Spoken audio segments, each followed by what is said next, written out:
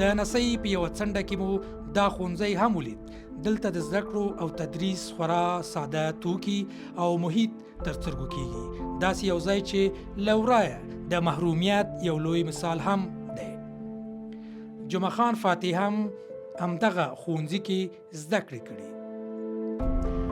تا فی الحال هیچ مؤسسه درباره این مکتب هیچ کمک نکرده است و اشخاص هایی که از این مکتب فارغ شدن، شاه ولیعلی ادیب، والی ولایت بدخشان در زمان جمهوریت که بسیار پیشنهادایی کردیم و هم همکاری نکرد.